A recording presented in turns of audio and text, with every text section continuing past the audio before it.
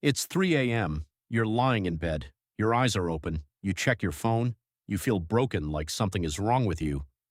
But the real answer is far stranger than a broken body clock.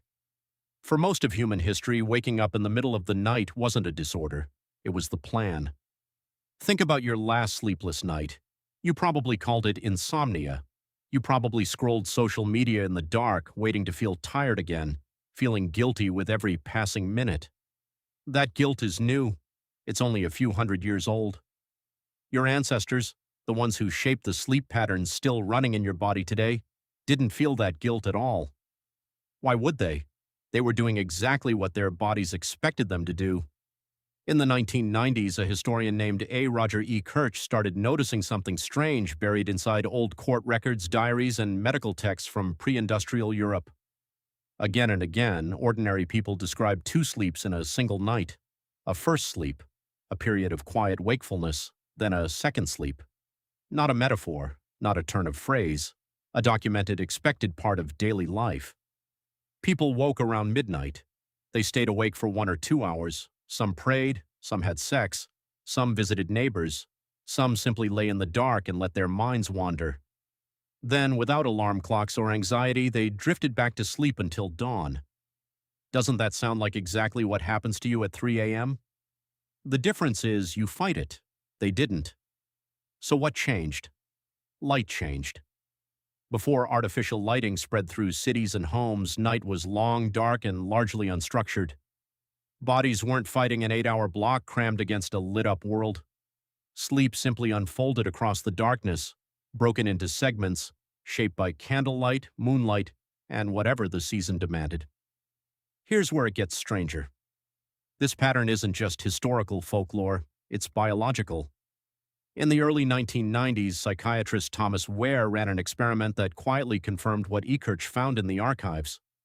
He placed a group of volunteers in a room with no artificial light for 14 hours a night, mimicking the long winter darkness our ancestors lived through for tens of thousands of years. Within weeks, without anyone telling them to, their sleep split in two: a block of sleep, a stretch of calm, alert wakefulness in the middle of the night, then another block of sleep. Their bodies, freed from modern light, reached backward and rediscovered an ancient rhythm. Your body still knows how to do this. It just never gets the chance.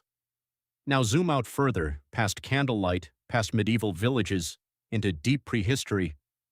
What did sleep even look like for early humans, the ones without walls, without locks, without electricity of any kind? This is where sleep researcher Jerome Siegel enters the story. In the 2010s, he and his team studied 3 modern hunter-gatherer societies: the Hadza of Tanzania, the San of Namibia, the Tsimane of Bolivia, groups living lives closer to how humans lived for most of our species' existence. No electric lights, no screens, no 9 to 5. What Siegel found upended a popular assumption. These groups didn't sleep more than industrialized humans. If anything, they slept slightly less, often between 5.7 and 7.1 hours a night. But their sleep was fragmented too, drifting with darkness and temperature, not clamped into a rigid block. Why would evolution allow that kind of fragility? Wouldn't a solid 8 hours of unconsciousness be dangerous for a species surrounded by predators? That's exactly the point. Waking briefly in the night wasn't a flaw in the system, it was the safety mechanism. A band of early humans sleeping in short, layered shifts, drifting in and out of light wakefulness, had ears open to the dark far more often than a group knocked out cold for 8 consecutive hours. Fragmented sleep meant someone was always closer to alert. In a world of fire, predators, and rival groups, that mattered more than a perfectly unbroken night. Your 3 a.m. wakefulness isn't your body malfunctioning. It's your body running old software, built for a world where total unconsciousness for 8 straight hours could get you killed. So why does it feel so wrong now? Because somewhere between candlelight and electric light, sleep stopped being a landscape and became a schedule. Industrial life demanded a single, dense, uninterrupted block, timed around shifts and clocks, not the sky. Segmented sleep, once completely ordinary, started looking like failure. Doctors began treating nighttime wakefulness as a disorder instead of a rhythm. Harvard sleep researcher Charles Czeisler has spent decades studying how modern light exposure, especially the blue-toned glow from screens, suppresses melatonin and pushes the body's internal clock later, making that midnight wakefulness feel more disorienting and more anxious than it should. You're not just fighting your own biology at 3 a.m., you're fighting two contradictory instructions at once. One ancient, whispering that this is a completely normal pause between two sleeps. One modern, insisting that anything short of 8 unbroken hours means something is broken inside you. Here's the twist most people never hear. Some sleep researchers now suspect that anxiety about waking at night may worsen the very insomnia it's reacting to. The distress isn't always caused by the waking itself. It's caused by the belief that waking is wrong. Picture that for a second. Somewhere in Europe 500 years ago, someone wakes at midnight, lights a candle, talks quietly with a partner, watches the fire, and falls back asleep an hour later, feeling nothing but calm. Now picture you, waking at the same hour, heart quickening, mind spiraling, glowing phone screen lighting your face, convinced this shouldn't be happening. Same biological event, completely different experience.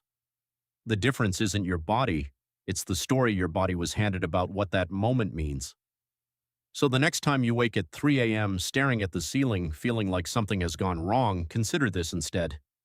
Somewhere deep in your nervous system, an old rhythm is trying to run exactly as designed. A first sleep has ended. A window has opened. Your ancestors would have recognized this moment instantly, not as a crisis, but as a familiar, almost peaceful stretch of the night. Maybe the problem was never the waking. Maybe the problem is that you forgot this was ever supposed to happen. It's 3 a.m. You're lying in bed. Your eyes are open. But this time you know something your ancestors knew all along. This was never broken. This was the plan.